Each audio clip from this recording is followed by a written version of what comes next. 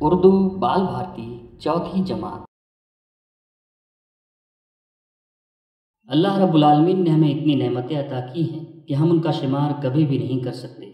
ٹھنڈی ٹھنڈی ہوائیں، پھول پھل، پودے گھاس فصل، غرض تمام قسم کی ہریالی ہو، یا کوئل بلبل کا ترانہ ہو، سورج کی چمک، کالی گھٹاؤں سے گرتی بارشیں ہوں، یا جھیل کا سکوت ہو، چشمے کا گنگنانا ہو، یا پہاڑ کی خاموشی ہو، غرض ہمارے ارد گرد فطرت کی تمام تر رعنائیاں بکھری ہوئی ہیں۔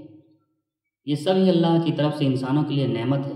کچھ تو بالکل ہی عام ہے، جیسے آگ، مٹی، ہوا اور پانی وغیرہ۔ ہمیں چاہیے کہ اللہ کی عطا کردہ تمام نعمتوں کی قدر کریں اور اللہ کے ہمیشہ مشکور رہیں۔ حمد جماعت چہاروں، صفحہ نمبر 5۔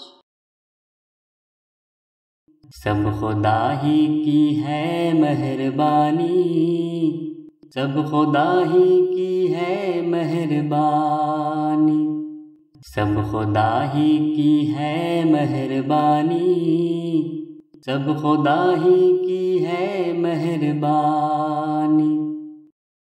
یہ چمن میں صبا کی روانی، سبز پودوں کی یہ نوجوانی، سرخ پھولوں کی یہ شادمانی، بلبلوں کی یہ شیریں بیانی، سب خدا ہی کی ہے مہربانی، سب خدا ہی کی ہے مہربانی۔ خوبصورت یہ سورج کا چہرہ، اس پہ رنگین کرنوں کا سہرا، تاج ایک اس کے سر پر سنہرا، اس کی عالم پہ ہے حکمرانی، سب خدا ہی کی ہے مہربانی، سب خدا ہی کی ہے مہربانی۔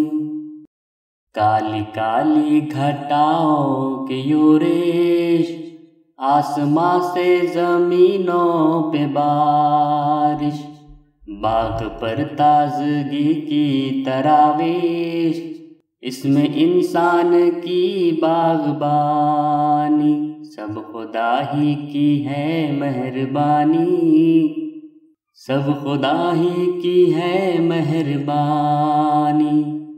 پھول پودے، چمن، کھیت، میدان، جھیل، چشمے، پہاڑ اور حیوان، ہر طرف سارے فطرت کے سامان، آگ، مٹی، ہوا اور پانی، سب خدا ہی کی ہے مہربانی، سب خدا ہی کی ہے مہربانی۔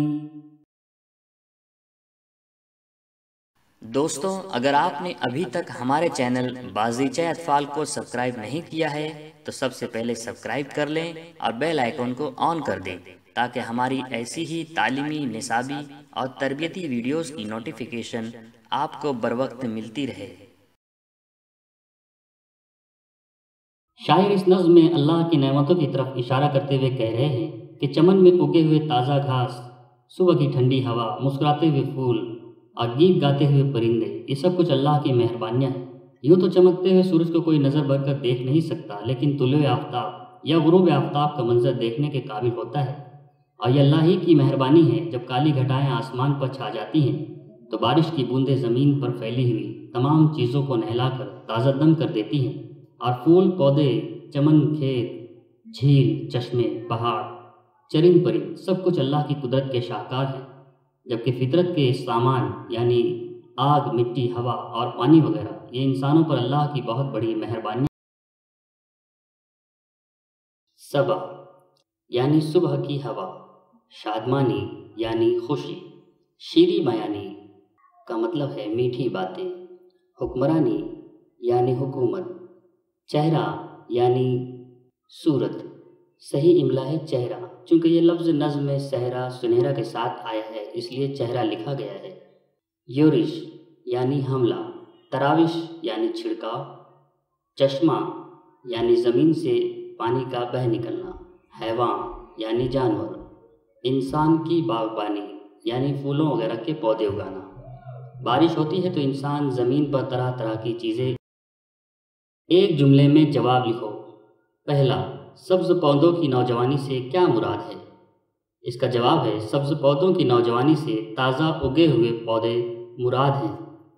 نمبر 2، سورج کے چہرے پر کس کا سہرا ہے؟ اس کا جواب ہے سورج کے چہرے پر کرنوں کا سہرا ہے۔ نمبر 3، باغ پر تازگی کی تراوش کون کرتا ہے؟ اس کا جواب ہے باغ پر تازگی کی تراوش کالی کالی گھٹائیں کرتی ہیں۔ نمبر 4، شاعر نے کن چیزوں کو فطرت کے سامان کہا ہے؟ اس کا جواب ہے شاعر نے آگ، مٹی، ہوا اور پانی کو فطرت کے سامان کہا ہے۔ جوڑیاں لگائیے۔ یہاں 2 کھانے دیے ہوئے ہیں، ایک الف ہے دوسرا بے۔ پہلی جوڑی ہم لگائیں گے صبا کی روانی سے، دوسری جوڑی لگائیں گے پھولوں کی شادمانی سے، اس کے بعد بلبلوں کی جوڑی لگائیں گے شیریں بیانی سے، گھٹاؤں کی جوڑی لگائیں گے یورش سے، اور تازگی کی جوڑی لگائیں گے تراوش سے۔ غور کر کے بتائیے آگ، مٹی، ہوا اور پانی سے ہمیں کیا فائدے ہیں؟ ویڈیو دیکھنے کے لیے بہت بہت شکریہ۔ ویڈیو پسند آئے تو لائک اور شیئر ضرور کریں۔